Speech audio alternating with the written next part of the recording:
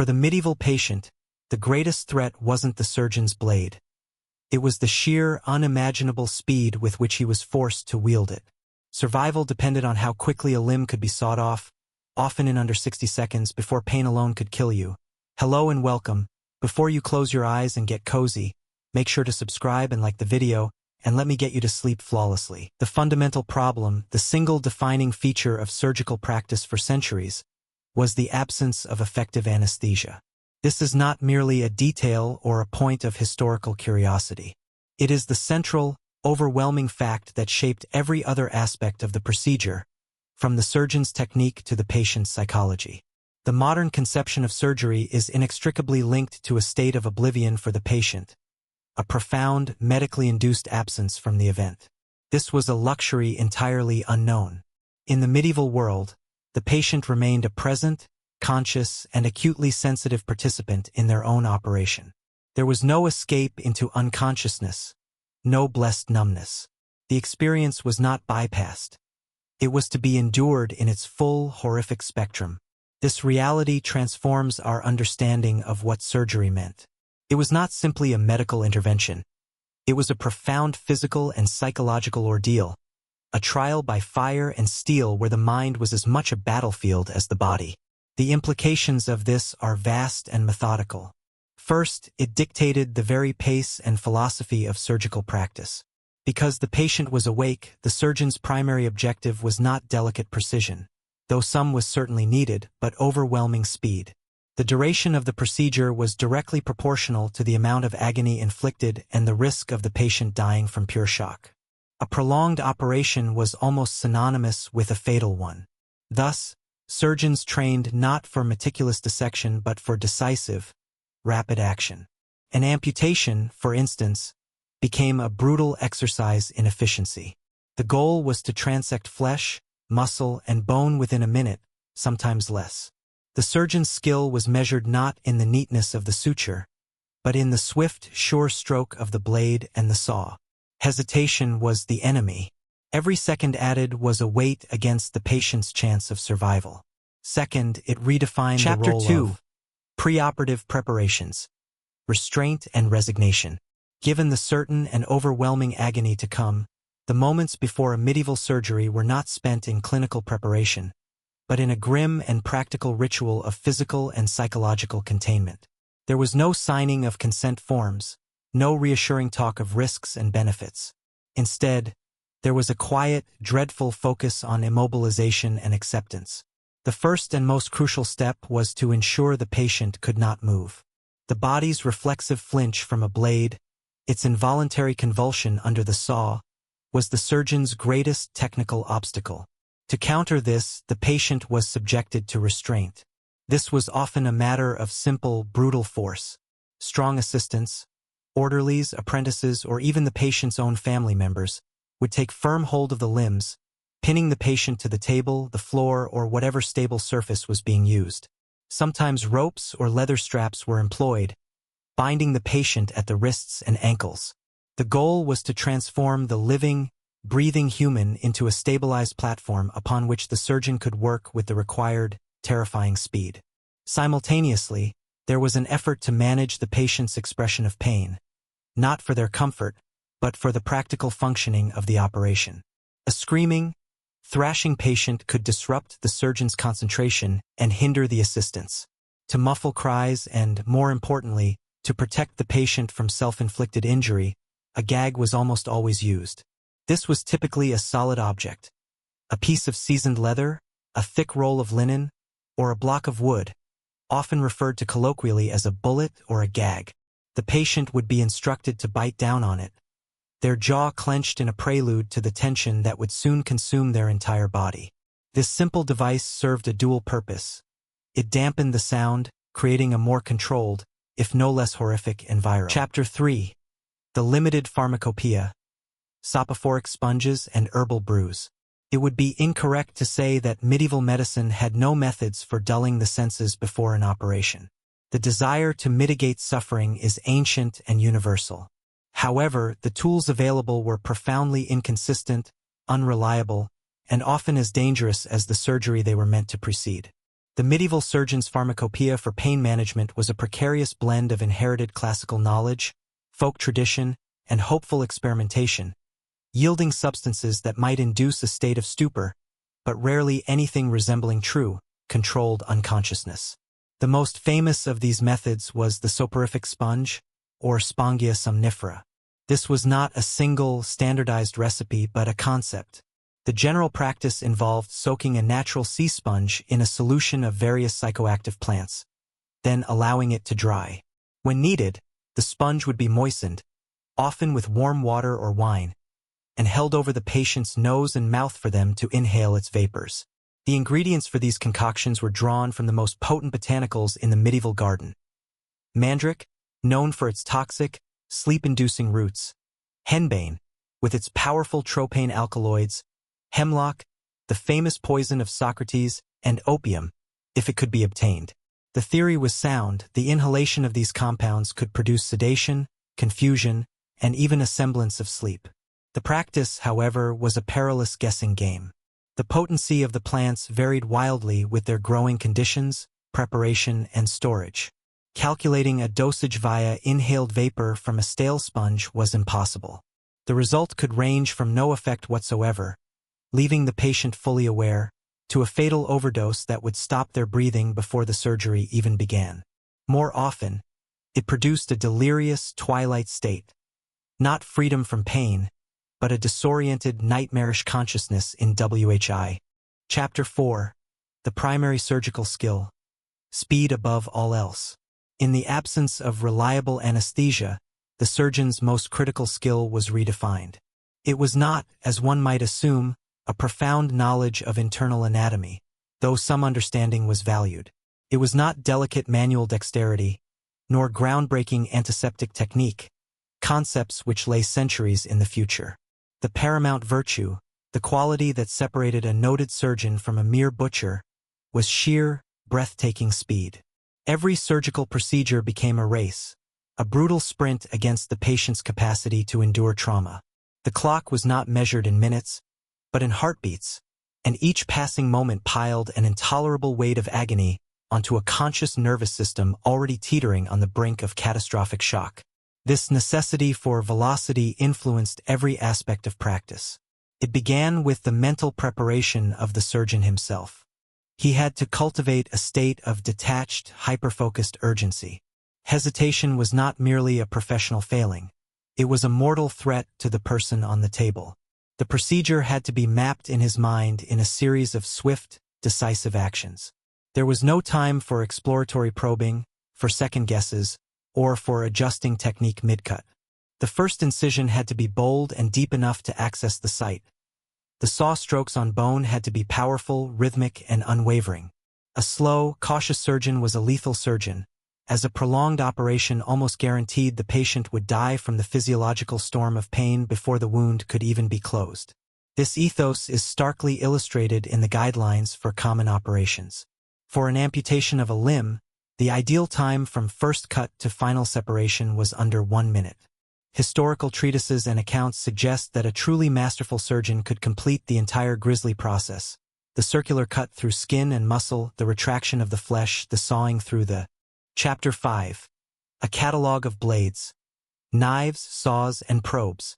The medieval surgeon's toolkit was a stark and unadorned reflection of his purpose. There was no effort to conceal the function of these instruments, no attempt to soften their visual or tactile reality.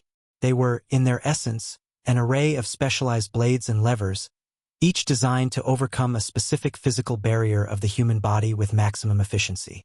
They were kept clean by the standards of the day, which often meant wiping them on a cloth and honing their edges, but the concept of sterilization was unknown.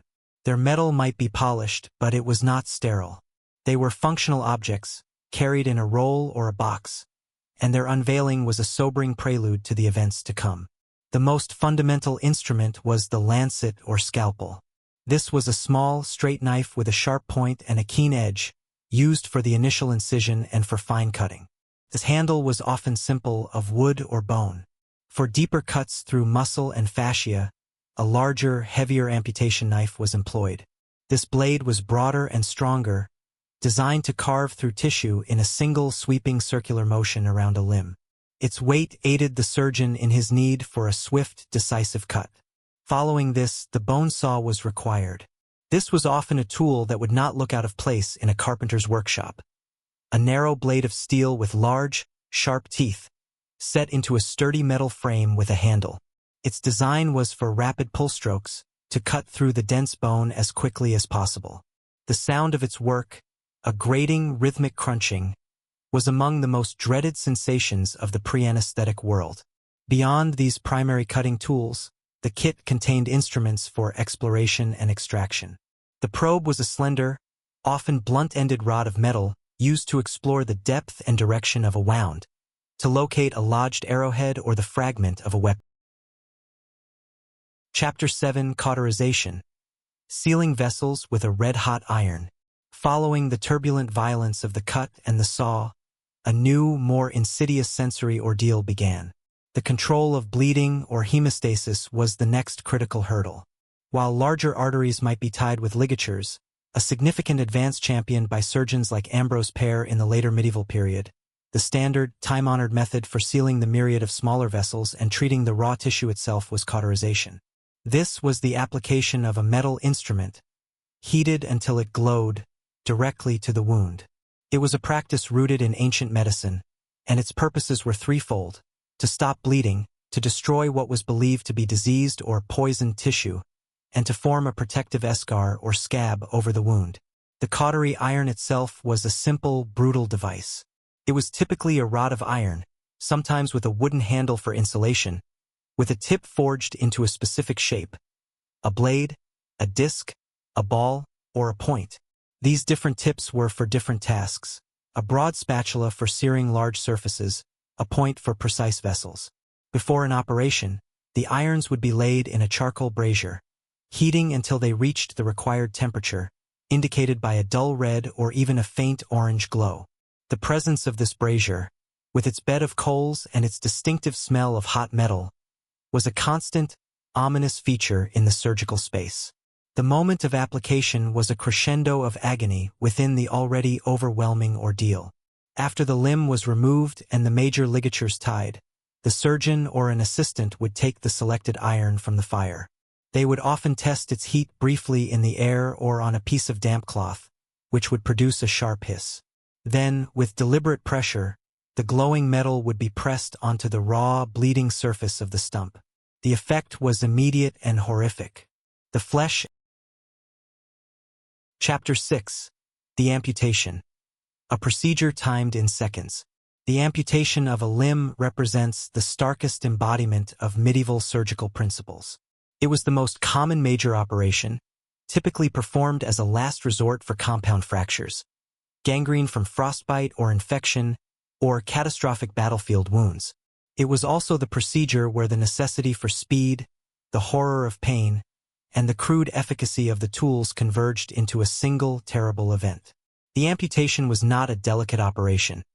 It was a swift and brutal act of salvage, a calculated trade of a limb for a life, executed with a stopwatch mentality long before stopwatches existed. The procedure followed a grimly standardized ritual. The patient, already restrained and gagged, would be positioned. A tourniquet, a leather strap, or a tight bandage was applied above the surgical site to reduce, though not stop, the pulsing arterial blood loss.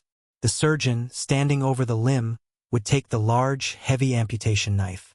With no preparatory incision, he would, in one continuous and powerfully deliberate motion, encircle the limb with a deep cut down to the bone. The goal was to slice through skin, fat, and muscle in a single sweep. Assistants would then immediately pull back the severed flesh, retracting it to expose a clean span of bone several inches above the original cut. This created a cuff of tissue that would later be folded over the stump. With the bone exposed, the surgeon exchanged his knife for the saw. Placing it precisely on the bared section, he began a rapid, rhythmic cutting.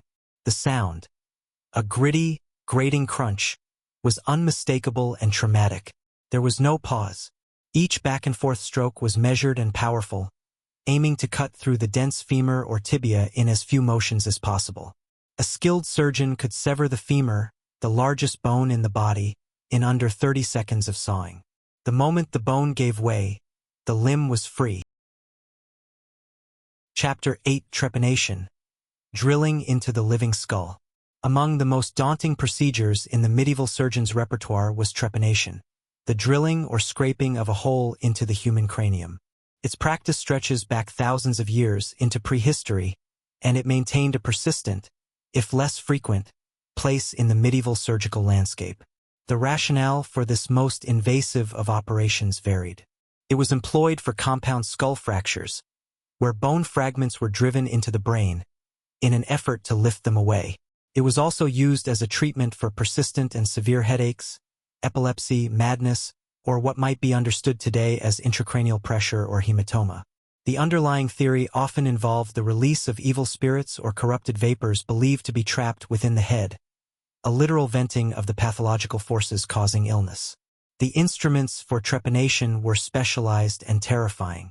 The most common was the trephine, a cylindrical saw with a central pin, known as a modiolus. This central pin served as a guide and pivot. The surgeon would begin by making a cross-shaped incision through the scalp, peeling the flaps back to expose the white bone of the skull beneath. The sharp point of the trephine's central guide would be anchored into the bone to prevent slipping, a crucial consideration, as a skidding tool could lacerate the delicate membranes covering the brain. Once set, the surgeon would begin rotating the saw-toothed cylinder back and forth, applying steady, careful pressure. The process was one of grinding more than cutting. The surgeon had to maintain a perfectly perpendicular angle, applying enough force to cut through the bone but not so much as to plunge the instrument through the inner table of the skull and into the brain tissue itself. The sound was a high, gritty whine, distinct from the crunch of limb amputation, accompanied by the smell of burning bone dust. Chapter 9. Simple procedures. Lancing boils and setting bones. Not all surgical interventions in the medieval period were grand, theatrical horrors. The bulk of a surgeon's daily work consisted of minor, routine procedures that addressed the common afflictions of a hard and often unhygienic life. These simpler operations, while less dramatic than amputations or trepanations, were no less bound by the same fundamental constraint. The patient was fully awake. The dread and the pain were merely scaled down, made more commonplace, and woven into the fabric of ordinary suffering. These were the procedures of the workshop, the home, and the roadside, often performed without ceremony. Among the most frequent was the lancing of boils, abscesses, and infected wounds. The theory was straightforward. Bad humors or corrupted matter needed an exit from the body. The surgeon's tool was the lancet, a small, pointed, double-edged blade. The procedure was swift. The head of the boil or the point of greatest swelling was identified, stretched taut between the fingers, and punctured with a quick, deep stab. The goal was to reach the core of the infection, the pus bonum et laudabile, the good and praiseworthy pus that signified the body's struggle.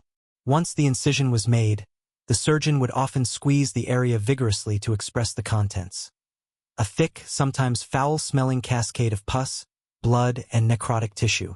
A poultice of bread, milk, and herbs might then be applied to draw out any remaining corruption. The pain was a sharp, burning release, and while the relief from pressure could be immediate, the risk of driving the infection deeper or causing septicemia was ever present. The other common domain was the management of trauma, particularly the setting of broken bones. Without X-rays, diagnosis relied entirely on sight, touch, and the patient's report of the injury. For simple, closed fractures, the treatment was traction and immobilization. Chapter 10. The inevitable outcome: shock, infection, and gangrene. Surviving the surgery itself was merely the first, and often not the most lethal, hurdle. The moments and days that followed the operation were governed by physiological processes that medieval medicine could observe but scarcely control. The patient, having endured the acute trauma of the procedure, now entered a slower, more insidious battle where the outcome was determined by forces largely unseen and misunderstood. The three great adversaries awaiting them were shock, infection, and gangrene, a triumvirate of suffering that claimed more lives than the surgeon's blade ever did. The first of these was surgical shock. Today, we understand this as a catastrophic drop in blood flow and oxygen delivery to the body's vital organs. A complex physiological collapse often triggered by severe pain, blood loss, and trauma. To the medieval observer, the patient simply seemed to fade. After the intense, screaming agony of the operation, a profound stillness could set in. The patient might become pale, cold, and clammy to the touch. Their pulse would grow rapid and thready, like a faint, fluttering bird. They might slip into a stupor, becoming unresponsive, their breathing shallow and irregular. This was often described as a failure of the vital spirit, an exhaustion of the body's innate heat. There were few countermeasures. They might be wrapped in warm blankets, given sips of fortified wine, or have their extremities rubbed to stimulate circulation. But for many, this state was irreversible. The body, having been pushed beyond its capacity to endure, simply began to shut down. A patient could survive the amputation of a limb only to die quietly on their pallet an hour later, a victim not of the wound, but of the systemic price exacted by the cure. For those who endured the initial shock, the next and most common foe was infection. The concept of microbes causing disease did not exist. Chapter 11. The Surgeon's Social Standing, Barber versus Physician. To understand the practice of medieval surgery, one must first understand the practitioner and his place in the rigid hierarchy of healing. The title surgeon itself was not a uniform badge of honor. It covered a wide spectrum, from the learned, Latin-reading master surgeon to the humble village barber who performed the occasional bleeding or lancing. At the very top of the medical pyramid sat the physician. He was a scholar, educated at a university, fluent in the classical texts of Galen and Hippocrates. His domain was internal medicine, diagnosing imbalances of the four humors through urine inspection, pulse reading, and astrological charts. He prescribed complex herbal regimens, dietary changes, and purges. Crucially, he did not perform surgery. Manual work, the shedding of blood, the touching of corrupt flesh, was considered beneath his intellectual dignity, a messy trade akin to that of a butcher or a craftsman. He operated with his mind and his words, rarely with his hands. The surgeon occupied the tier below. He was a craftsman, trained through a system of apprenticeship rather than scholarly study. His knowledge was practical, hands-on, passed down through observation and practice.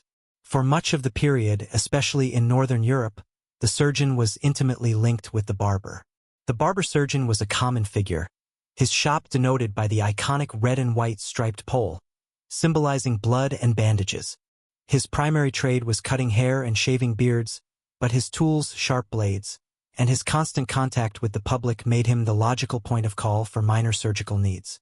He would pull teeth, lance boils, apply leeches for bloodletting, and treat superficial wounds. More complex procedures, like amputations or setting compound fractures, might be performed by a master surgeon who had advanced beyond simple barbery. This division was not absolute. Chapter 12. The Medieval Understanding of Anatomy. The medieval surgeon operated within a framework of anatomical knowledge that was both deeply traditional and profoundly incomplete. His understanding of the body's interior was not derived from systematic, hands-on dissection of human cadavers, a practice that was culturally taboo and often prohibited by the Church for much of the period. Instead, it was an intellectual inheritance, a patchwork of ancient authority, animal analogies, and the scant, practical observations gleaned from treating wounds and from the very rare, furtive examinations of the dead. The primary source of anatomical wisdom was the ancient Greek physician Galen, whose prolific writings, composed in the 2nd century AD, dominated medical thought for over 1,000 years. However, there was a critical flaw. Galen's detailed descriptions were based almost entirely on the dissection of animals, particularly Barbary apes, pigs, and dogs. Medieval scholars and surgeons accepted his texts as gospel, reconciling their own occasional observations with Galen's assertions, often bending the evidence to fit the theory. Thus, the medieval anatomical canon contained inaccuracies that persisted for centuries. The human liver was described as 5-lobed, like a dog's. The structure of the human uterus was modeled on that of a pig. The intricate network of blood vessels and nerves was misunderstood, and the function of organs was interpreted through the flawed lens of humoral theory. Direct human dissection began a very tentative and restricted emergence in the late medieval period, primarily at universities like Bologna and Montpellier. These were not explorations for surgical enlightenment, but academic demonstrations meant to illustrate Galenic texts. The procedures were highly ritualized and hierarchical. A barber surgeon would perform the manual cutting under the direction of a university professor, who would read aloud from Chapter 13, The Theory of the Four Humors. The entire edifice of medieval medicine, from a physician's diagnosis to a surgeon's rationale for treatment, rested upon a single, all-encompassing theoretical framework, the doctrine of the four humors. This was not merely a medical idea, it was a cosmological one, a system that connected the human microcosm to the natural macrocosm. It proposed that human health and temperament were governed by four cardinal fluids, or humors, which mirrored the four elements of the natural world. The balance, or eucrasia, of these humors within the body resulted in health, while an imbalance or dyscrasia caused disease. The four humors were black bile, yellow bile, phlegm, and blood. Each was associated with a corresponding element, a pair of fundamental qualities, a season, and even a personality type. Black bile was linked to earth, being cold and dry.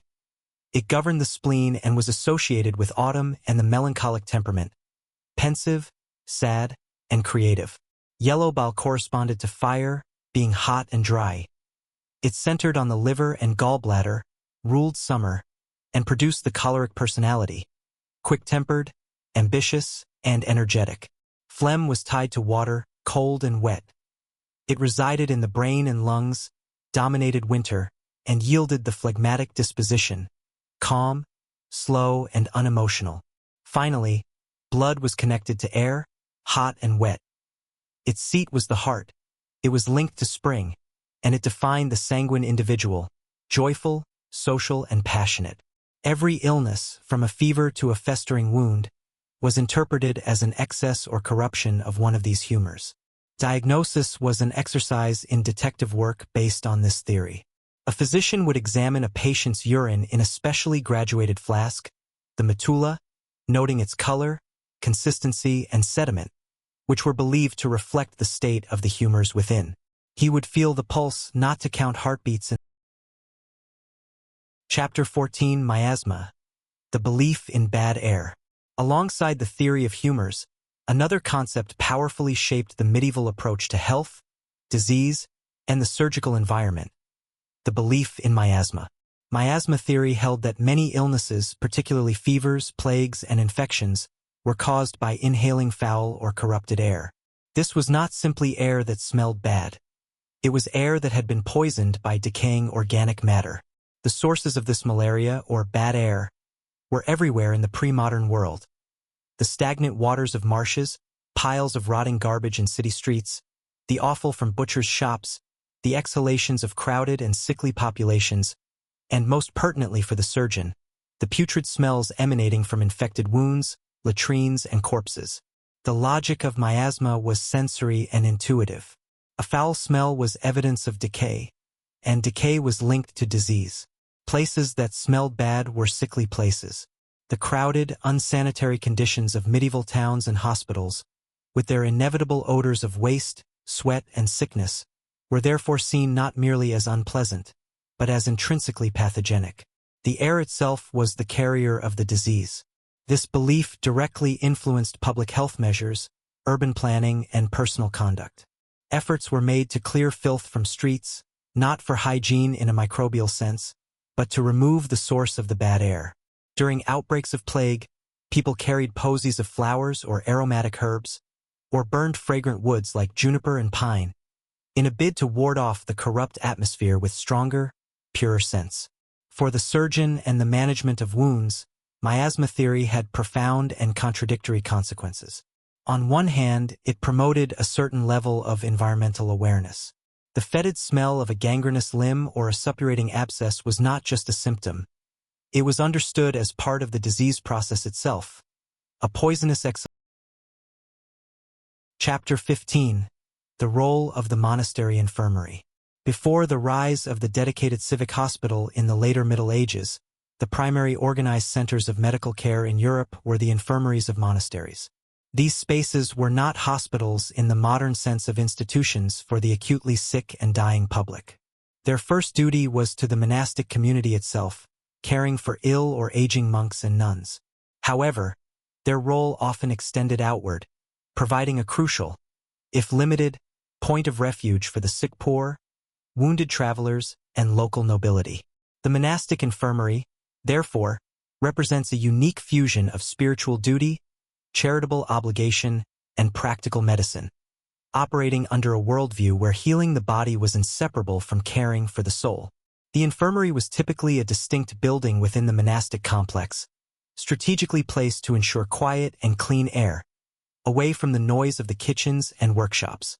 It was often a long, hall-like structure, well ventilated with high windows, containing rows of simple beds or alcoves.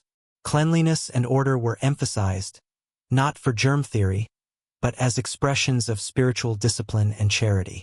The rule of Saint Benedict, which governed many monastic orders, stipulated explicit care for the sick, stating they were to be served as if they were Christ himself.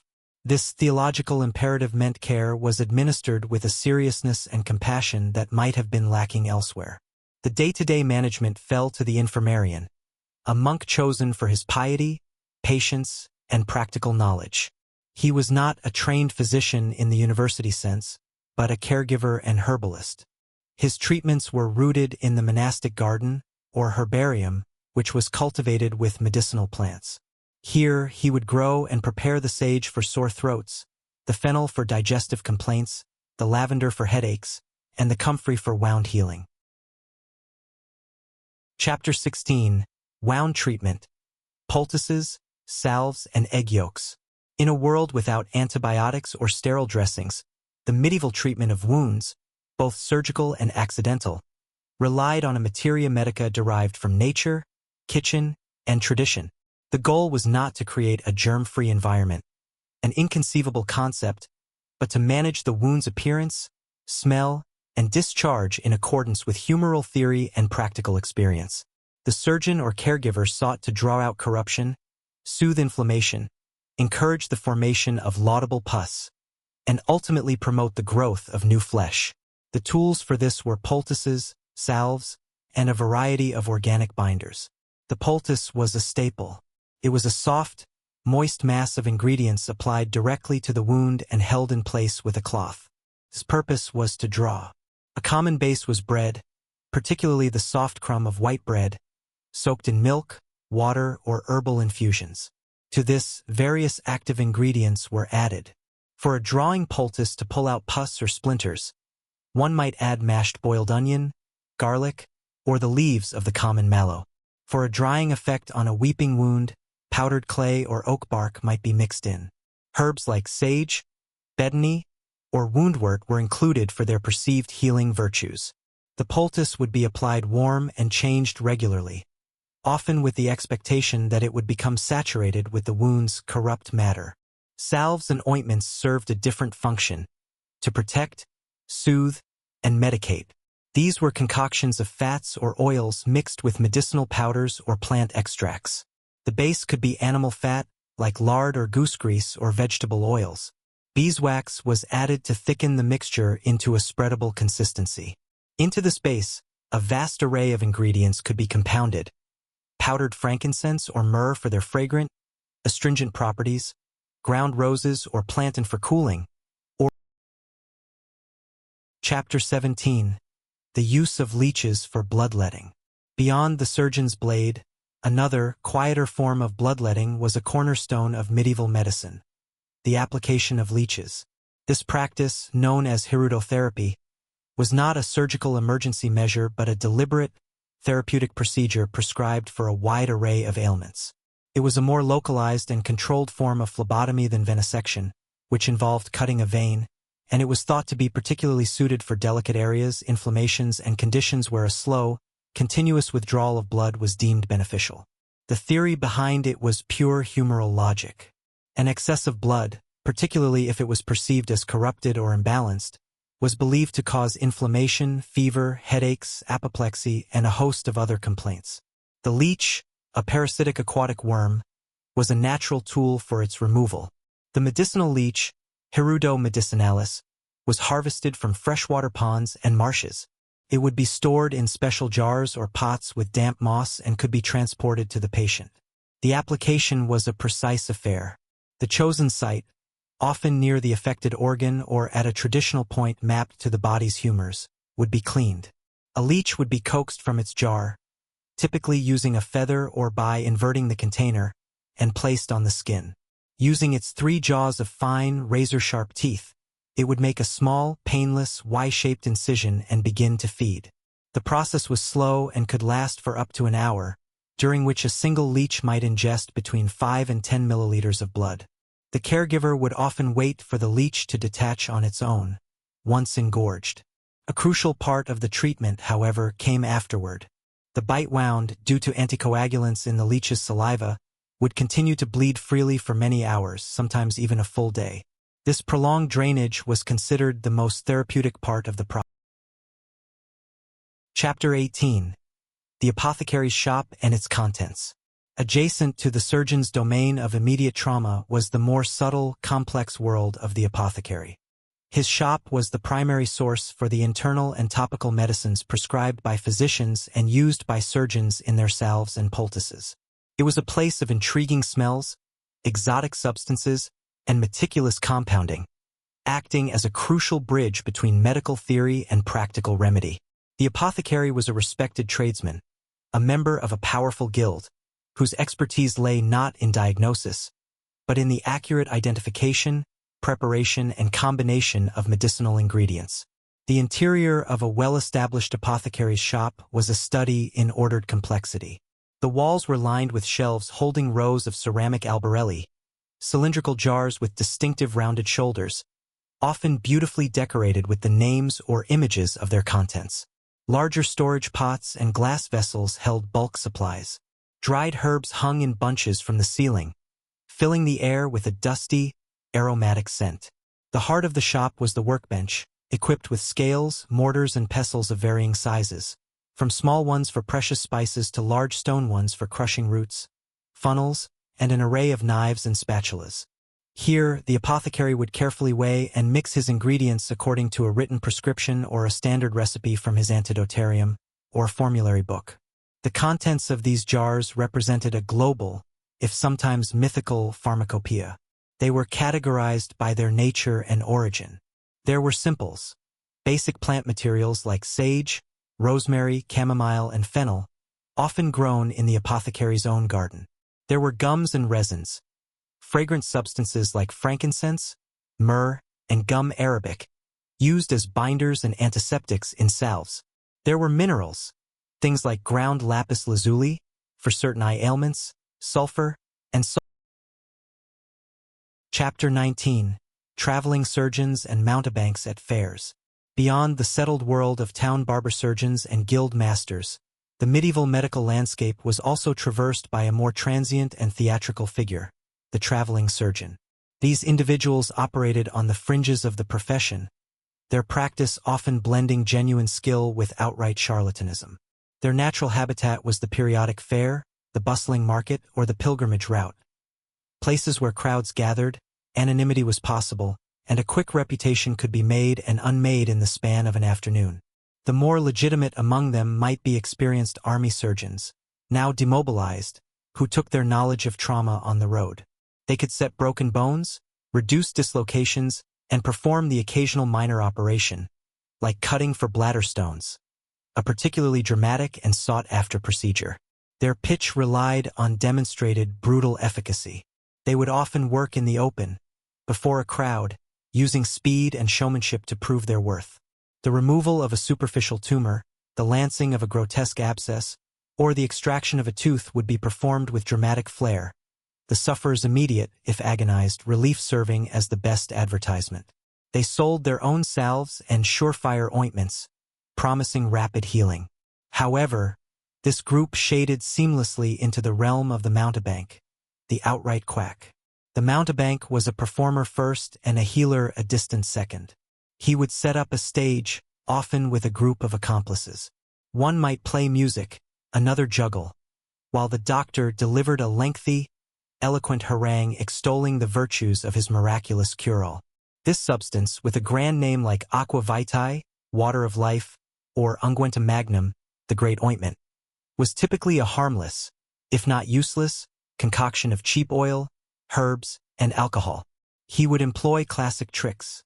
A hidden black. Chapter 20. Surgical Training, Apprenticeship and Guilds. The path to becoming a medieval surgeon bore no resemblance to modern medical education. There were no universities for surgery until the very end of the period, and even then they were rare. Instead, the craft was transmitted through the time-honored system of apprenticeship, a structure later formalized and regulated by the powerful guilds that emerged in growing medieval towns. This system prioritized practical, hands-on experience over theoretical learning, molding the surgeon through observation, repetition, and the gradual assumption of responsibility. A young boy, typically in his early teens, would be bound by contract to a master surgeon for a term of years, often 7. This contract, signed before witnesses, outlined the obligations of both parties. The master promised to provide food, lodging, clothing, and instruction in the art and mystery of surgery. The apprentice, in turn, pledged obedience, diligent service, and moral conduct. The training began with the most menial tasks: sweeping the workshop, cleaning instruments, preparing bandages, and mixing simple salves. This was not merely busy work. It was an introduction to the materials and the environment. He would observe consultations, listen to the master's diagnoses, and witness the outcomes of treatments. As he progressed, his duties became more technical. He would learn to apply poultices and dressings, to hold patients during procedures, and to assist in setting bones and lancing boils. He would be taught the names and uses of every tool in the master's kit. The core of his education, however, was the operating theater itself. Here, he moved from observer to active participant. He would first be tasked with restraining patients, feeling the violent struggle against the agony he was causing. He would then graduate to making initial incisions under close supervision, perhaps on a less critical site. Finally, Chapter 21. Textbooks. The persistence of ancient authorities. Despite its practical, hands-on nature, medieval surgery was not devoid of theory or written guidance. Its intellectual foundation, however, was not built on contemporary discovery, but on the veneration of ancient and foreign authorities. For centuries, the surgical textbook was not a record of new techniques, but a meticulously copied, commented upon, and sometimes illustrated repository of knowledge that was already 1,000 years old.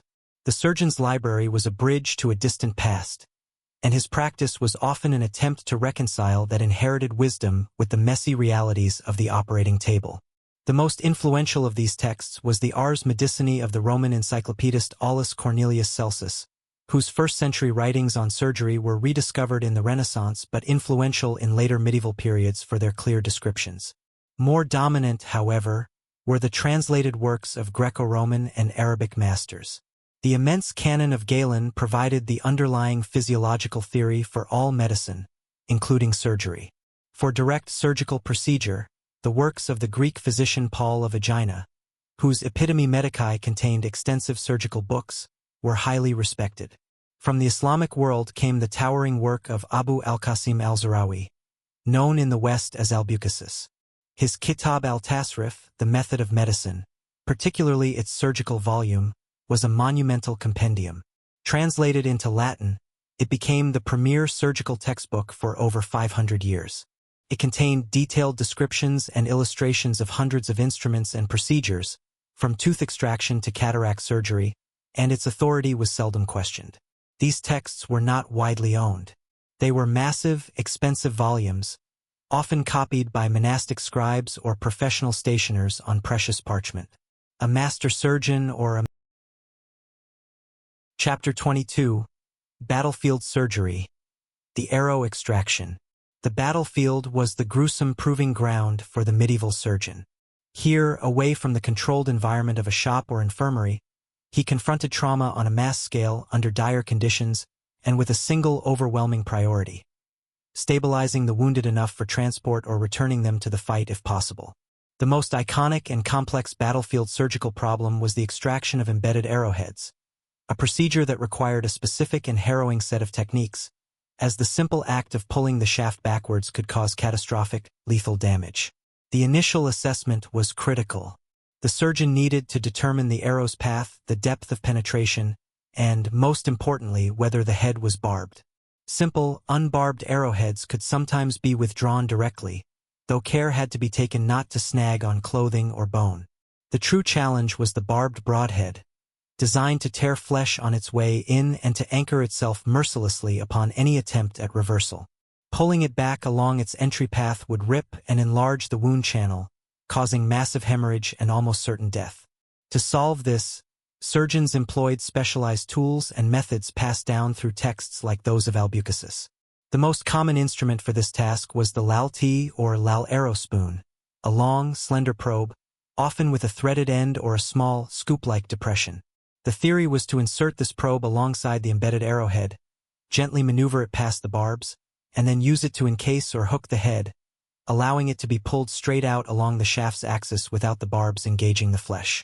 In practice, this was a blind, tactile procedure performed in a field of blood, often on a screaming patient. The surgeon worked by feel, guided by the shaft of the arrow, probing for the metallic tip amidst torn muscle and shattered. Chapter 23. The Prevalence of Dental Problems and Tooth Drawers. Dental pain was a universal and inescapable feature of medieval life. Without modern dentistry, preventative care, or understanding of decay, teeth were subject to relentless assault. Diet played a primary role. The coarse, stone-ground bread of peasants introduced grit that wore down enamel, while the sugar and sweet wines enjoyed by the wealthy directly fueled rampant decay. The result was a population plagued by abscesses, cavities, exposed nerves, and periodontal disease. For the common person, the ultimate solution to an agonizing tooth was not a filling or a root canal, but extraction, performed by a specialist often on the fringes of the surgical trades. The tooth drawer.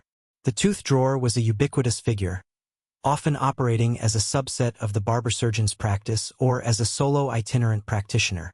His tools were simple and terrifying.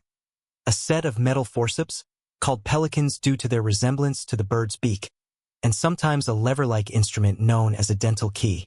The procedure was public, swift, and brutal. The patient would be seated, often held steady by an assistant. The drawer would select the correct-sized forceps, grip the offending tooth as close to the gum line as possible, and then, using a combination of brute strength and a sharp, twisting motion, wrench it from its socket. The goal was to remove the entire tooth, including the roots. Failure, which resulted in a shattered crown leaving the roots embedded, meant a certain and severe infection. The dental key, which became more common in the later medieval period, was an even more fearsome device. It consisted of a metal shaft with a hooked claw at one end. The claw was placed over the crown of the tooth. The shaft was then rotated, using the patient's own jawbone as a fulcrum, literally levering the tooth out in a popping, cracking motion. It was marginally more controlled. Chapter 24. Common ailments. Fistulas, cataracts, and stones.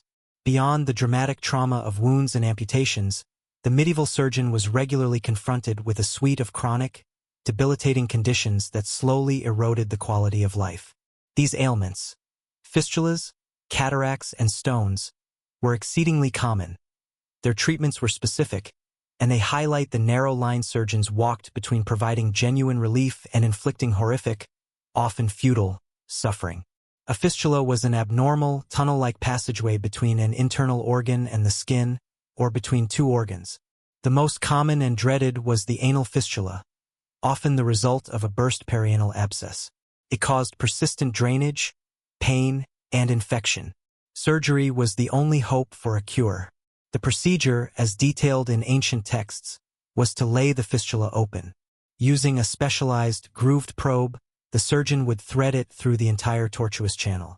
Then, with a sharp knife, he would cut down onto the probe, slitting the fistula open along its length, transforming it from a tunnel into an open gutter. This allowed it to heal from the inside out. The pain was excruciating, the risk of damaging the sphincter muscle and causing incontinence was high, and the recovery was long and painful, but it could provide a permanent cure for a condition that was otherwise a lifelong affliction. Cataracts, the clouding of the lens of the eye, condemned sufferers to a gradual, cloudy blindness. The operation to address it was called couching.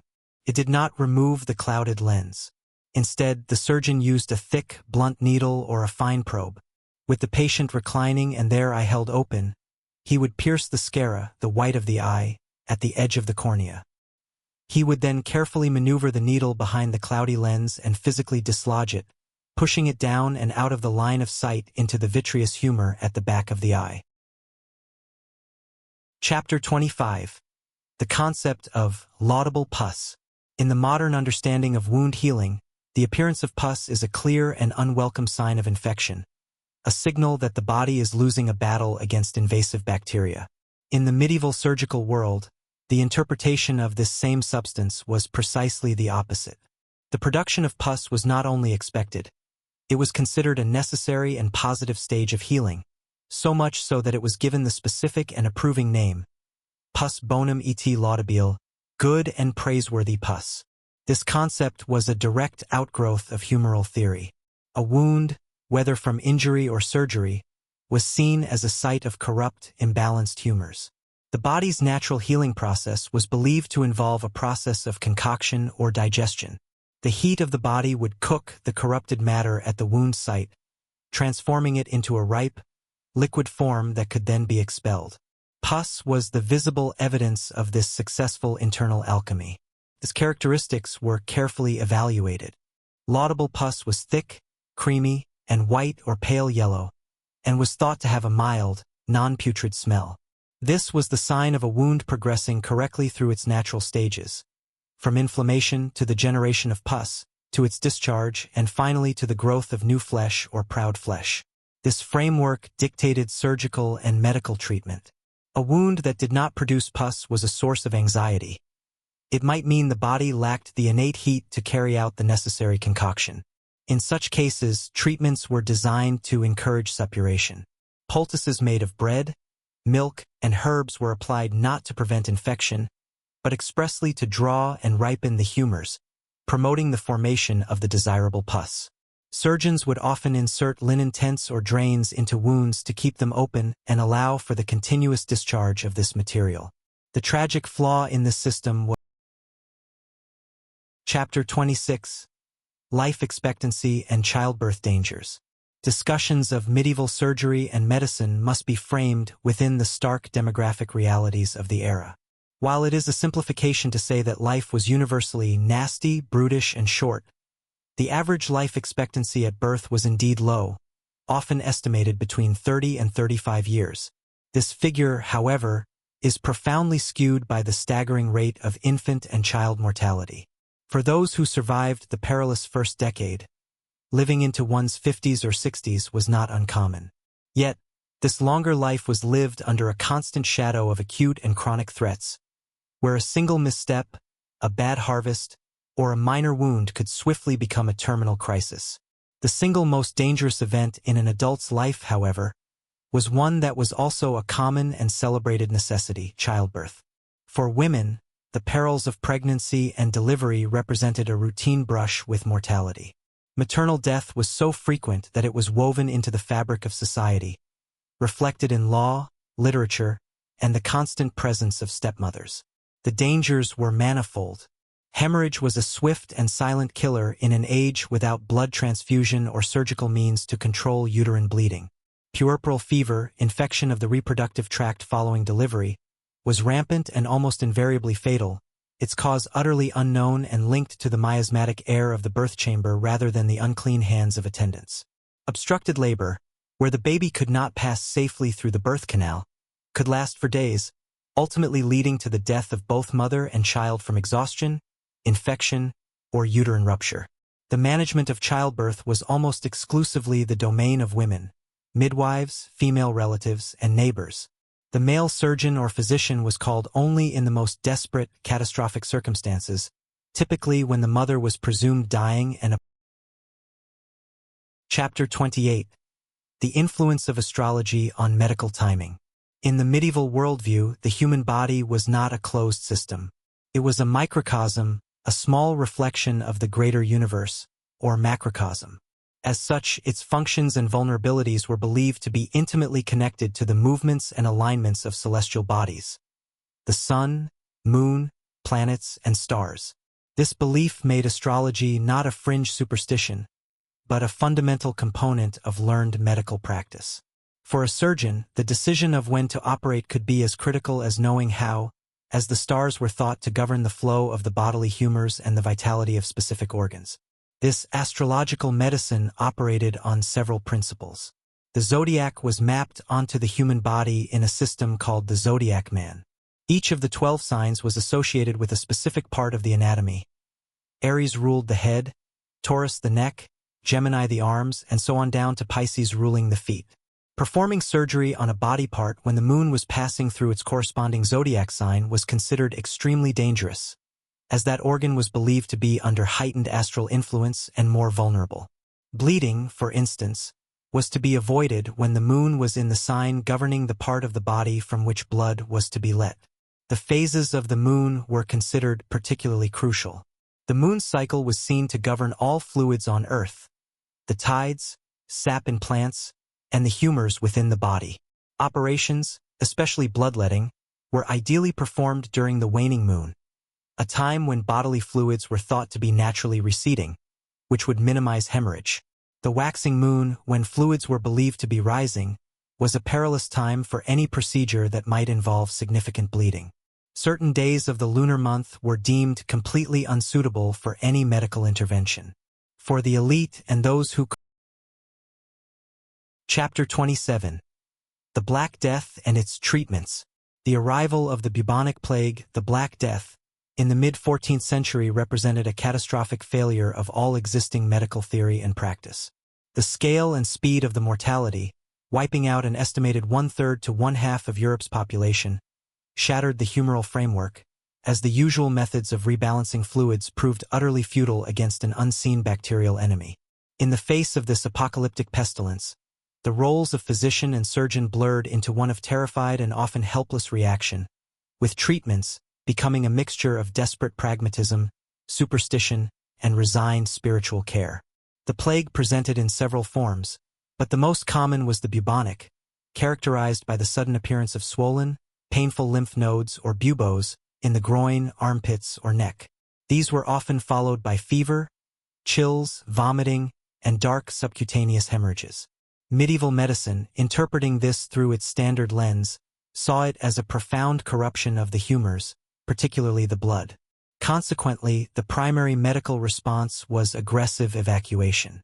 Bloodletting was performed, often from the vein nearest the buboes, in an attempt to draw out the pestilential matter. Purging through strong emetics and laxatives was also common. For the buboes themselves, surgical intervention was attempted. Surgeons would lance the swollen nodes with the hope of releasing the poisonous humors trapped within. They might apply poultices of dried toads, chopped onions, or theriac, a complex, expensive herbal paste, to draw out the corruption. Sometimes, in a grotesque inversion of the cautery, a hot glass cup would be placed over a lanced bubo in an attempt to suction out the bad humors. Beyond these physical interventions, the response was steeped in miasma theory and spiritual terror. The plague was widely believed to spread through corrupted air. Chapter 29. Prayer, Relics, and Pilgrimage for Healing. When the surgeon's knife and the physician's herbs reached their limit, medieval society turned to a higher and more profound source of healing: the divine. In an era where the line between the physical and the spiritual was indistinct, illness was often interpreted as a manifestation of sin, a test of faith, or the work of malevolent spiritual forces. Consequently, the pursuit of a cure was as much a religious undertaking as a medical one. Prayer, the intercession of saints through their relics, and arduous pilgrimage were not alternatives to medicine. They were its essential complements, addressing the perceived spiritual root of bodily affliction. Prayer was the first and most constant recourse. Individuals prayed directly to God, to the Virgin Mary, and to specific saints known for their healing attributes. Saint Blaise was invoked for throat ailments, Saint Apollonia for toothache, and Saint Roch for protection against the plague. These prayers were often accompanied by vows, promises to give alms, to go on pilgrimage, or to dedicate a candle of a certain size if the healing was granted. The act of prayer was a transaction of faith, an acknowledgement of human helplessness, and a plea for miraculous intervention. The tangible focus of this faith was the relic. These were physical objects associated with a holy figure, a fragment of bone, a piece of clothing, a drop of blood, or an object they had touched. Relics were believed to be infused with the saint's lingering sacred power, or virtus. They were housed in elaborate reliquaries in churches and cathedrals, becoming centers of healing cults. The sick would travel, sometimes great distances, to touch the reliquary or the tomb of a saint. They might sleep in the church, hoping for a curative dream or vision. The relic was not a symbol. It was a conduit, a piece of heaven on earth through which divine healing energy could. Chapter 30. The Herbalist's Garden. From sage to mandrake. Separate from, yet deeply connected to, the apothecary's shop of exotic imports was the more local, grounded world of the herbalist's garden. This was a practical plot of land, often attached to a monastery, a manor house, or a burgher's home, where the fundamental ingredients for domestic medicine were cultivated. It was a space where healing, sustenance, and symbolism intertwined, and where the lines between food, medicine, and magic were often blurred. The plants grown here formed the first line of defense against daily ailments, providing the raw materials for the poultices, infusions, and salves used in the home and by the barber surgeon. The garden was organized with purpose. Common, hardy herbs formed its backbone. Sage, with its broad, fragrant leaves, was a panacea, used for everything from sore throats to cleansing wounds. Rosemary was for improving memory and circulation. Thyme was an antiseptic for coughs and wounds. Lavender calmed headaches and nerves. These were the Simplicia, simple herbs whose virtues were well known and trusted. They were grown in easily accessible beds, their uses passed down through oral tradition and practical herbals. Beyond these staples, the garden might contain plants with more potent and dangerous properties. The mandrake root, shrouded in legend, was famed for its powerful narcotic and hallucinogenic properties, used in soporific preparations for surgery.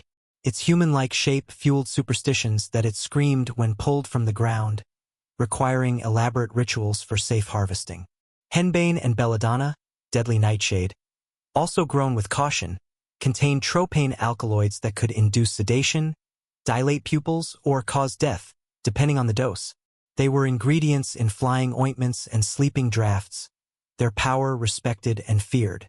Even common plants like foxglove, digitalis, whose effect on the heart. Chapter 31. Diet and regimen as primary medicine. In the absence of pharmaceutical cures for most chronic conditions, the core of medieval preventative and restorative medicine was not a pill or a procedure, but a carefully managed way of life known as regimen sanitatis, the regimen of health. This was a holistic philosophy that viewed health as a precarious balance, maintained through the deliberate regulation of 6 non-naturals: air, food and drink, sleep and wakefulness, motion and rest, evacuation and repletion, and the passions of the soul. Of these, diet was considered the most powerful and daily influence on the humoral balance, making the kitchen a primary site of medical intervention. Food was not merely fuel. Each ingredient was classified by its essential qualities, its degree of heat, cold, moisture, and dryness, and its effect on the 4 humors. A physician's prescription would often be primarily dietary.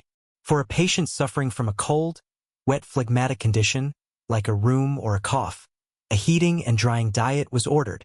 This might include strong wines, roasted meats, especially game, garlic, onions, and spices like pepper, ginger, and cinnamon. Conversely, for a hot, dry choleric condition, like a fever or inflammation, a cooling and moistening regimen was advised. Foods like lettuce, cucumbers, fish, white meats, and fruits like melons and pears, all washed down with diluted wine or barley water. This system applied to everyone, but the ideal regimen was tailored to the individual's unique complexion, their inherent humoral balance. A sanguine person, naturally hot and moist, needed to avoid an excess of rich, heating foods like red meat and spices. A melancholic, cold and dry, required warm, moist foods to counteract their innate disposition. Seasons also dictated diet. Heating foods were emphasized in cold, wet winters, while cooling foods were preferred in hot, dry summers. Meals were to be taken at Chapter 32: Public Baths and Their Gradual Decline. In the early and high Middle Ages, public bathhouses or stews were a common feature of urban life, inherited from Roman traditions and maintained in many parts of Europe. They were social hubs, places for hygiene, relaxation, and conversation, and were integrated into the medical understanding of the time. Bathing was not merely about cleanliness. It was a therapeutic act with specific humoral purposes. A hot bath opened the pores, promoted sweating, and was believed to draw out corrupt humors, making it a treatment for everything from rheumatism to melancholy.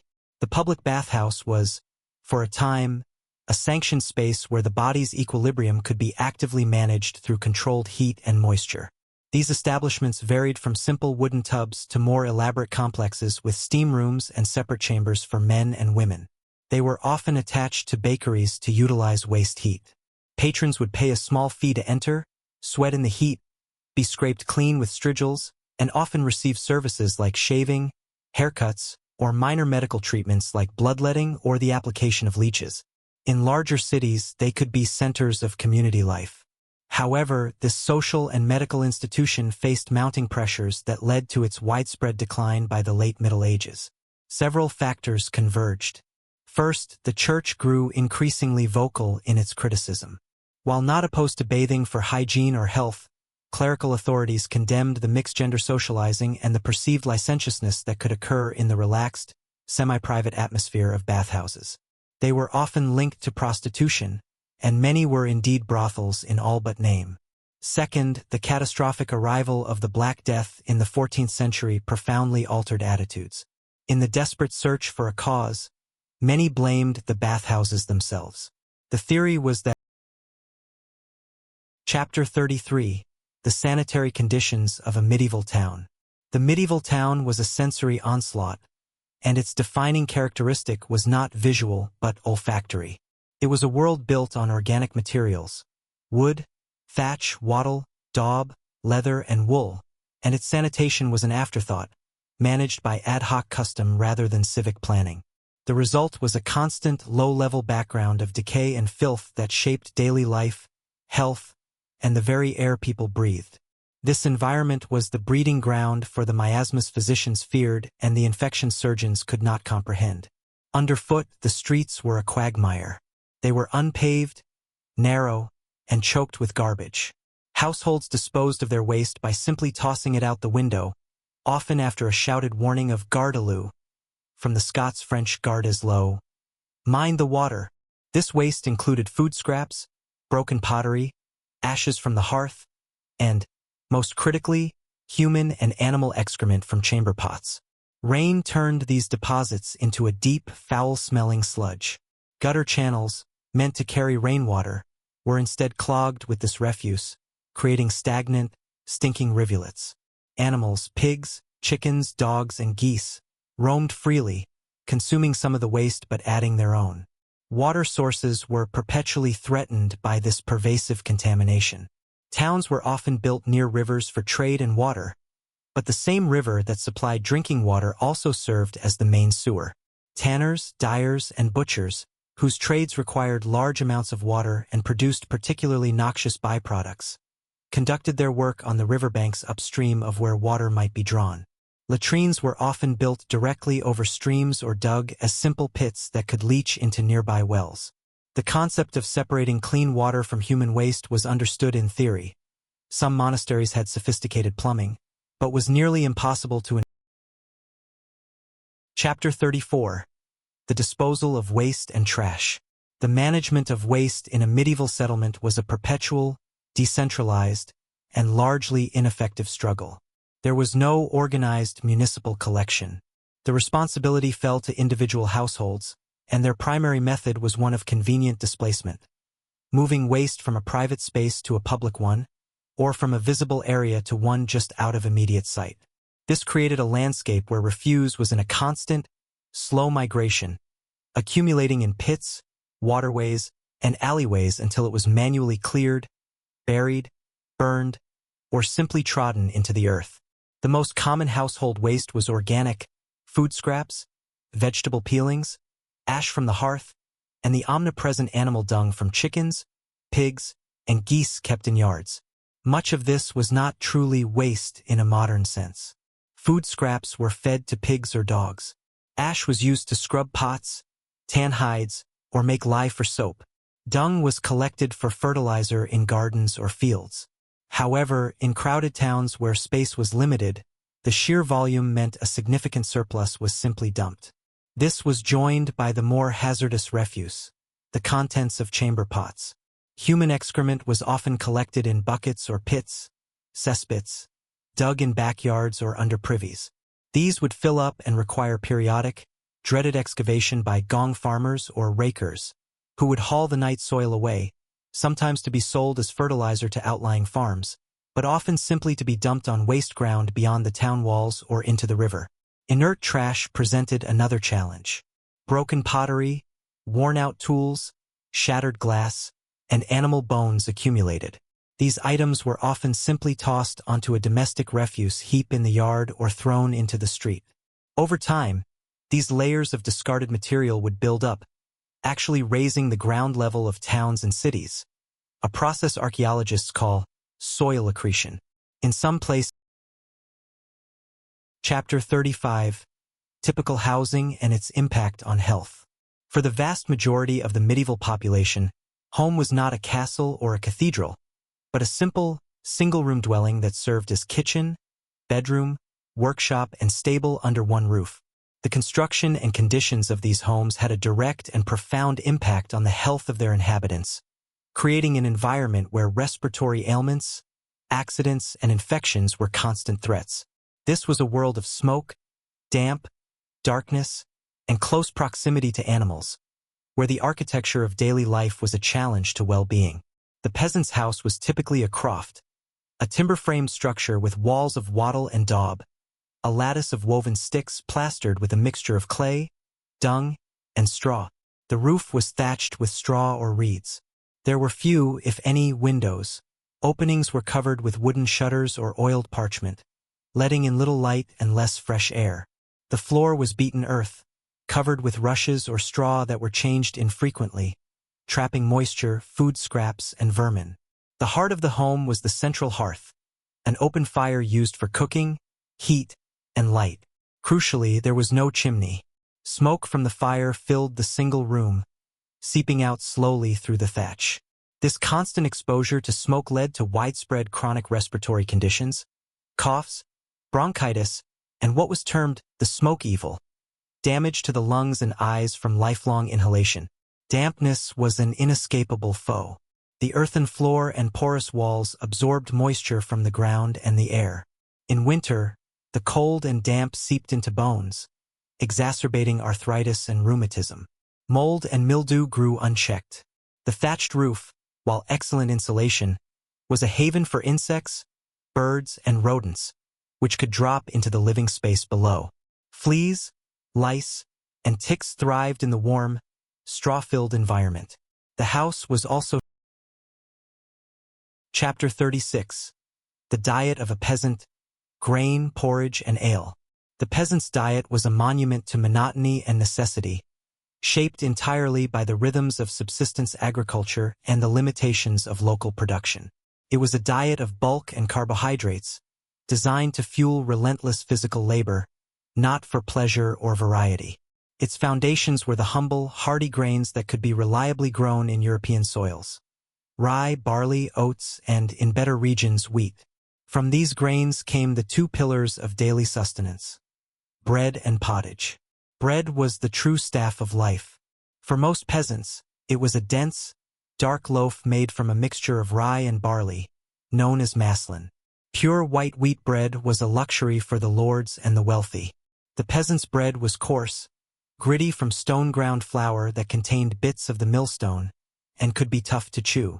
It was baked in large batches in a communal village oven, perhaps once a week. This bread was often stale, used as a trencher, a thick slice of day-old bread that served as an edible plate for stews, soaking up juices and then being eaten or, if too sodden, given to the dogs or the poor. The other constant was pottage, a thick, stew-like porridge simmering in a cauldron over the hearth for days on end. Into this pot went whatever was available, more oats or barley, along with seasonal vegetables like cabbages, leeks, onions, peas, and beans. It might be flavored with a handful of herbs from the garden. On rare occasions, a bit of salted pork or bacon could be added for fat and flavor. This was not a recipe, but a process of perpetual addition and subtraction, a slowly evolving meal that provided warmth and bulk. Meat was a rare luxury. Peasants might keep chickens for eggs and a pig, which was slaughtered in the autumn and its meat preserved through salting, smoking, or curing to provide precious morsels throughout the winter. Wild game from the forest was. Chapter 37. The Diet of a Lord. Spices, Meat, and Wine. In stark contrast to the peasant's monotony of grain, the Lord's table was a theater of display, an explicit demonstration of wealth, power, and access to a global network of trade. His diet was defined by abundance, variety, and most importantly, by expense. It was centered on the conspicuous consumption of meat, flavored with rare and costly spices, and washed down with fine wines, a deliberate performance of status that separated his world from the earthy simplicity of those who worked his land.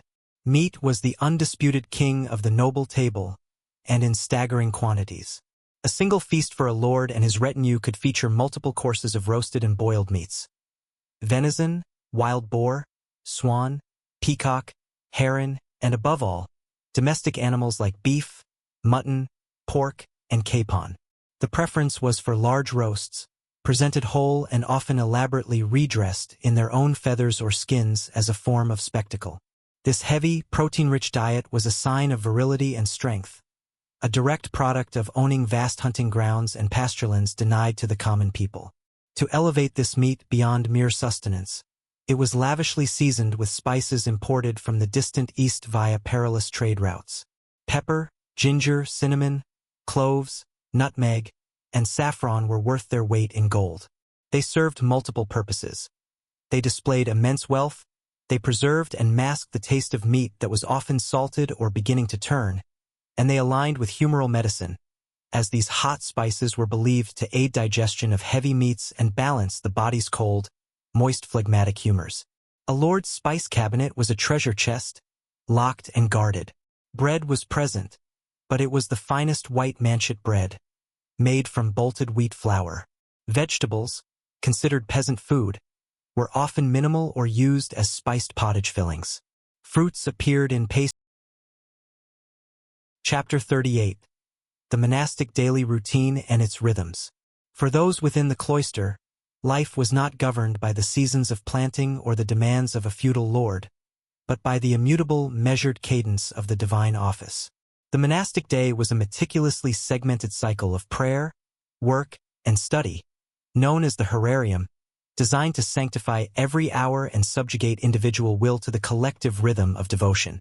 This rigid schedule created a world of profound routine, where the passage of time was marked not by the sun alone, but by the calling of bells and the chanting of psalms. The day began in the deep darkness of the night. Between 2 a.m. and 3 a.m., the bell would summon the monks from their dormitory for matins, or nocturnes, the longest and most solemn of the offices, held in the icy cold of the unheated church. This was followed by lauds at dawn, greeting the new day with praise. After a brief period of rest or private prayer, the community would gather for prime at around 6 a.m., then attend a chapter meeting where orders for the day were given and faults confessed. The morning hours, from terce, around 9 a.m., to sext, noon, were dedicated to labora work. This was not feudal labor, but work for the self-sufficiency of the community. Copying manuscripts in the scriptorium, tending the herb and vegetable gardens, brewing ale, baking bread, or performing other necessary crafts. The main, and often only, meal of the day was served after sext, around noon. In stricter orders, this was a silent meal taken while a brother read aloud from a devotional text. The diet was simple but sustaining. Bread, pottage, vegetables, cheese, eggs, and fish on certain days, with ale to drink. Meat from four-legged animals was typically forbidden. After the meal, a period of rest was permitted before the bell called for none, around 3 p.m. The afternoon was for more work or study, followed by vespers in the early evening. Chapter 39. The Farming Year and Its Constant Labor. The life of the medieval peasant was not measured in years, but in seasons, and each season was defined by a specific, relentless, and physically brutal task in the eternal cycle of grain production.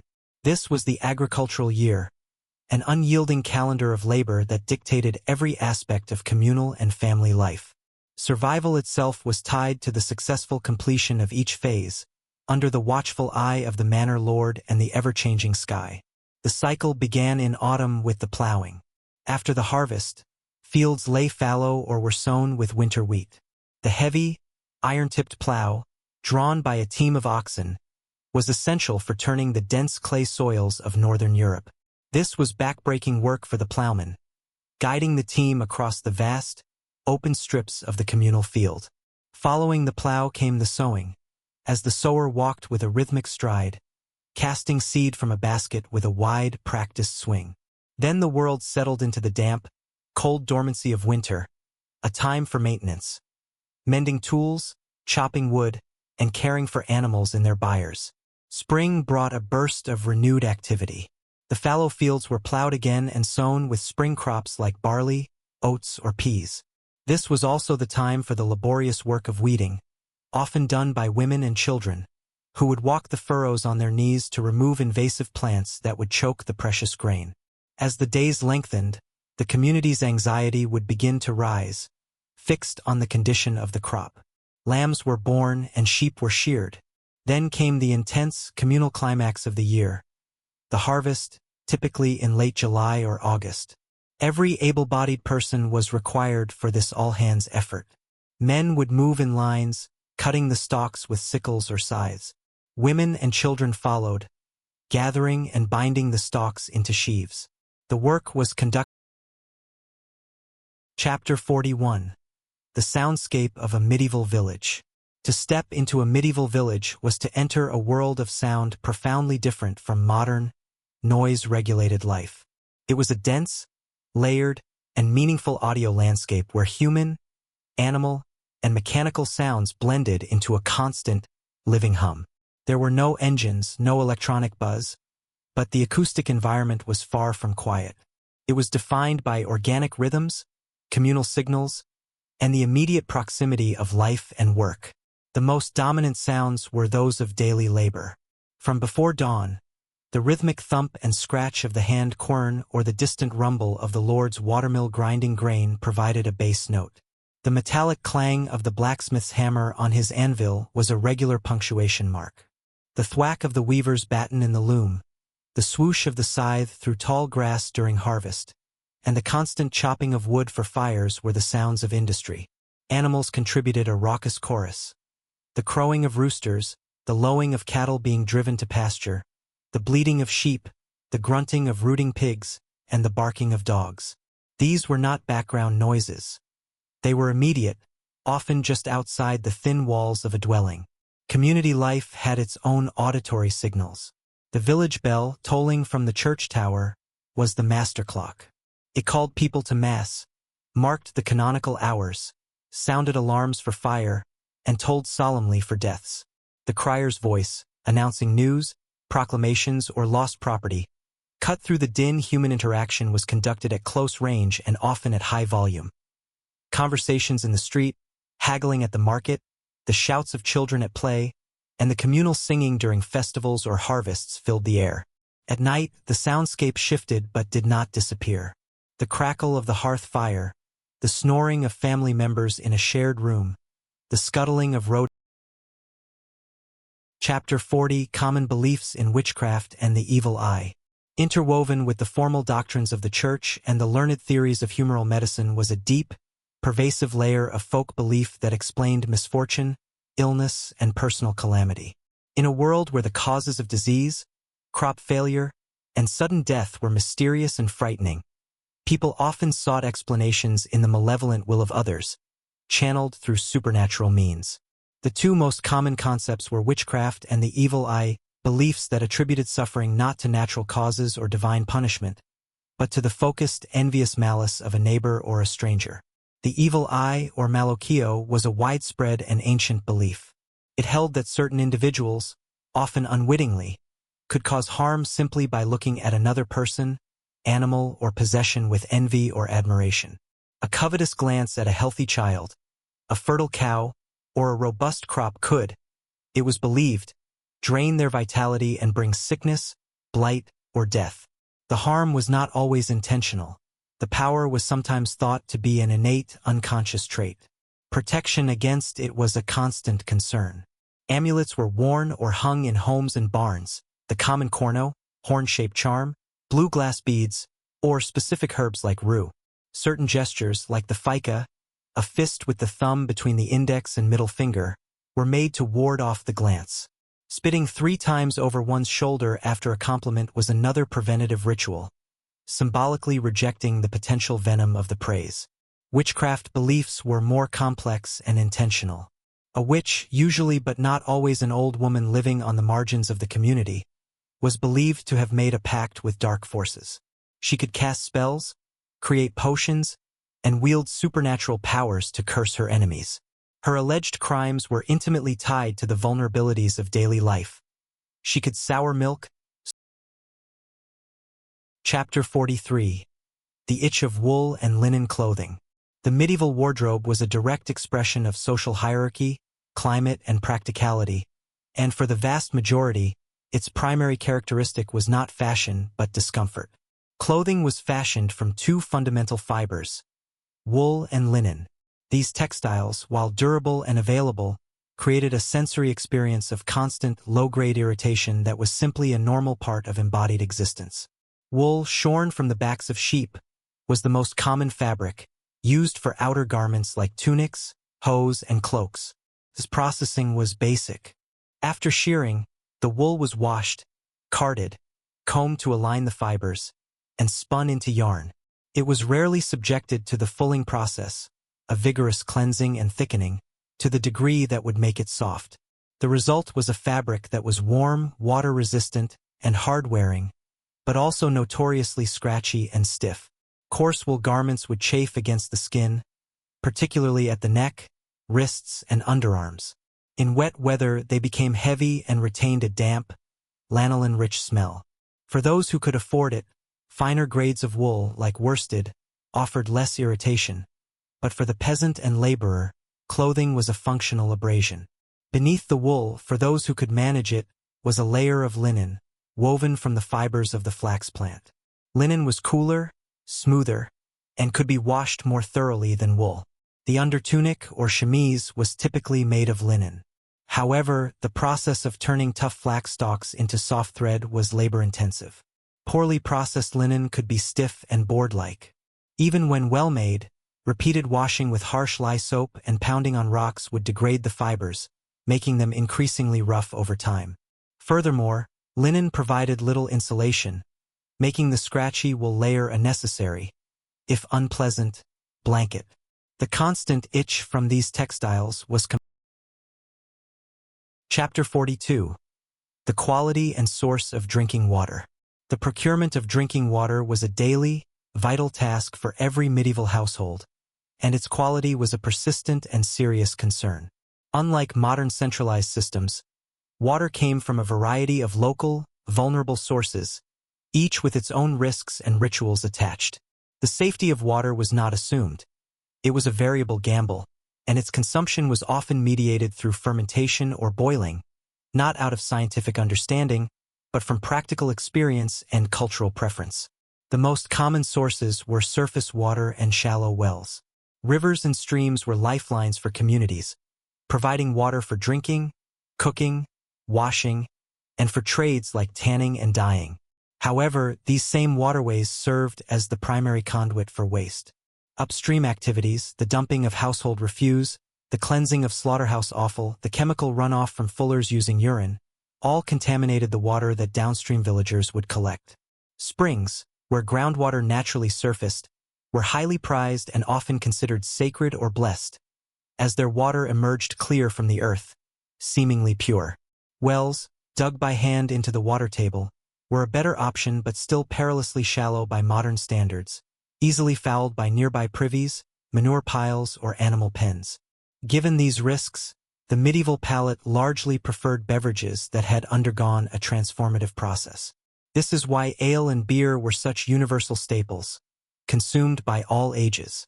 The process of brewing, boiling the water with malt and hops, then fermenting, effectively sterilized the liquid and created an environment hostile to pathogens.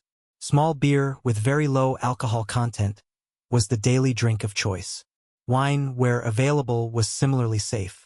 Milk, unless consumed fresh, was often turned into cheese or butter. Water itself was often consumed as a posset or caudle. Chapter 44: Footwear and the State of Roads. The relationship between a medieval person's feet and the ground beneath them was one of constant, direct negotiation with mud, filth, and hazard. Footwear was rudimentary, and the paths traveled were largely unimproved, making every journey, even a short one within a village, a physically demanding and dirty affair. The condition of one's shoes and the state of the road were practical concerns that impacted mobility, health, and social standing on a daily basis. For the common laborer or peasant, footwear was minimal. The most basic item was the turn shoe, a simple leather bag shaped to the foot, stitched inside out and then turned right side out, leaving a seam that ran around the sole. These shoes had thin soles, wore out quickly, and offered little protection from moisture or the lumps and stones of the path. Many peasants, especially in summer, went barefoot or wore simple wooden clogs, pattens, that could be strapped over bare feet or hose to lift the wearer slightly out of the muck. Hose, which were fitted cloth leggings, were not shoes themselves but were crucial leg coverings that became perpetually stained and damp. Footwear was a precious commodity, often repaired repeatedly until they were beyond saving. The roads they walked were, for the most part, not engineered constructions but desire paths, widened trails worn into the earth by centuries of foot, hoof, and cart traffic.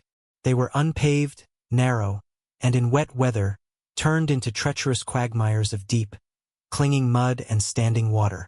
In dry summer, they were dusty and rutted. Wheeled traffic carved deep grooves that then held rainwater, creating long, linear puddles. There was no drainage. In towns, the situation was worse.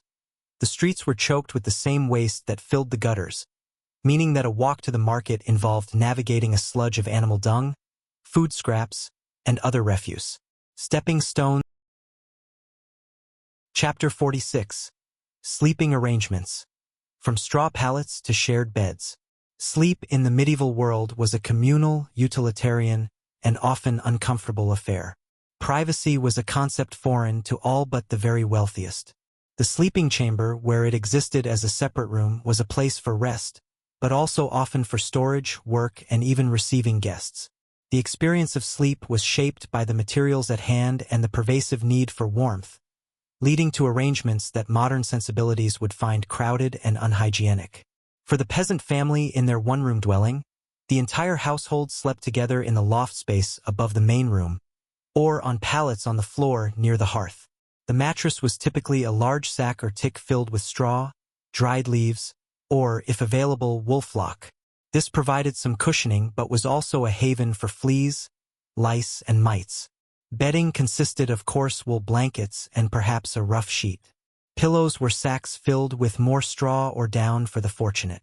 The entire family, parents, children, even grandparents, would share the space, huddling together for warmth in the uninsulated house.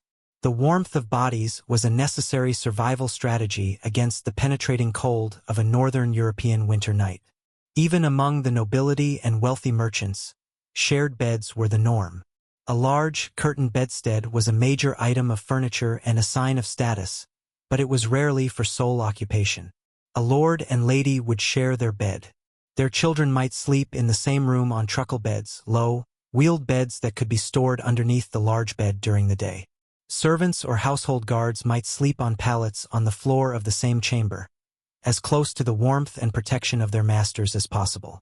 Guests of equal status were often invited to share the master bed, an act of hospitality that also conserved scarce bedding and chamber space. Chapter 47. The ever-present vermin, fleas, lice, and rats. Vermin were not occasional pests in the medieval world.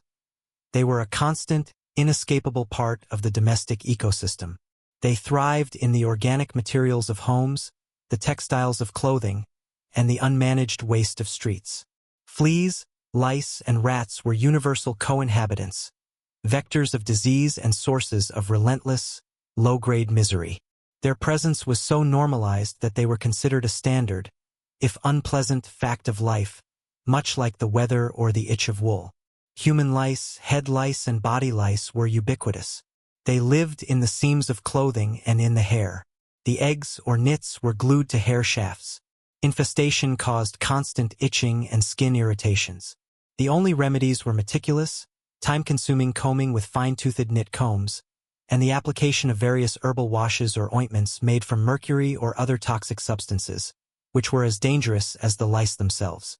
Delousing was a social activity, often performed by one person for another, a grim but intimate grooming ritual. Fleas were even more mobile. They lived in the straw of mattresses, the rushes on floors, and the fur of pets and livestock. They would leap onto human hosts to feed, leaving small, intensely itchy bites. Fleas were the primary vector for the bubonic plague, a fact entirely unknown at the time. Efforts to control them included spreading strong-smelling herbs like fleabane, wormwood, or mint among floor rushes, and allowing ferrets or small dogs to run through the bedding to attract the fleas away from humans, a practice of dubious efficacy. Rats, particularly the black rat, were the silent, shadowy giants of this parasitic world. They lived in the thatched roofs, wattle and daub walls, and cellars of buildings, thriving on the abundant food waste. Their scratching and scurrying in the walls and ceilings was a common nighttime sound. Far more. Chapter 45. The dim light of tallow candles and rushlights. After sunset, the medieval world contracted into pools of feeble, flickering light. The technologies of illumination were simple, scarce, and themselves sources of discomfort, creating an environment where darkness was the default state and artificial light a costly, smoky concession. The primary sources, tallow candles and rushlights, provided more shadow than clarity, shaping the rhythms of work, leisure, and sleep within a narrow, ochre-hued sphere. Tallow candles were made from rendered animal fat, usually from sheep or cows. The process produced a fatty, odorous wax that was formed by dipping a wick repeatedly into the melted tallow or by using molds. These candles were the better form of light, but they were a luxury. The fat was a valuable cooking resource, so burning it represented a significant expense for a peasant household. When lit, a tallow candle produced a weak, guttering flame that gave off a thick, greasy black smoke. It had a distinctive, unpleasant smell of burning fat that permeated a room. The light it cast was yellow, unsteady, and could only effectively illuminate a radius of a few feet, leaving corners and rafters in deep darkness. The far more common illuminant, especially in rural and poorer households, was the rushlight. This was not a candle but a cheap substitute. A rush, a wetland plant, was harvested, its inner pith carefully extracted, and then soaked in animal fat or grease, often leftover kitchen drippings. This saturated rush was then clamped horizontally in a special iron holder. When lit, it burned with a thin, wavering flame, like a long, dim match. A rushlight would burn for perhaps 30 to 45 minutes before needing replacement. Its light was even feebler than a tallow candle's, more a glowing ember than a true flame, and it produced copious smoke and a foul, acrid odor. It provided just enough light to navigate a dark room or perform. Chapter 49. The limited nature of childhood and play. The medieval concept of childhood was brief and utilitarian. There was little sentimentality about a prolonged, protected period of innocence and play. A child was seen as a small, imperfect adult, and their value was largely measured by their emerging capacity for work. While affection certainly existed, the harsh realities of life meant that childhood was a short apprenticeship for the burdens of adulthood, and play was often an extension of, or preparation for, the labor to come. Once past the extreme perils of infancy, a child's life was quickly integrated into the household economy. By the age of 5 or 6, they were given small, gendered tasks. Girls would help their mothers with spinning, carding wool, minding younger siblings, fetching water, and tending the kitchen garden. Boys would assist with herding geese or pigs, gathering firewood, or scaring birds from the crops. This work was not trivial. It was essential to the family's survival. Play, when it occurred, often mimicked this work. Little girls with toy distaffs, boys with miniature tools or playing at being soldiers. Toys did exist, but they were simple, handmade objects. A wooden top, a ball made of stuffed leather or rags, a carved animal, a hobby horse made from a stick. Games were physical and communal. Tag, blind man's bluff, hide and seek, and various ball games. Board games like Merrill's, a strategy game similar to Nine Men's Morris, or dice were popular across classes.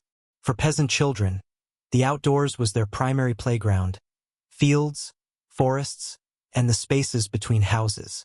Their play was unsupervised and integrated into the landscape of adult work. For the nobility, childhood was slightly more extended but equally purposeful.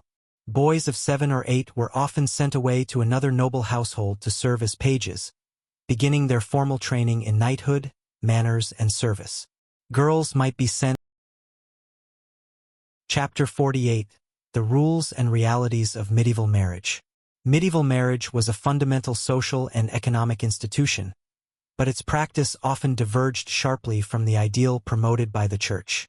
It was less a union of hearts than a contract between families, a transaction involving property, alliances, and labor.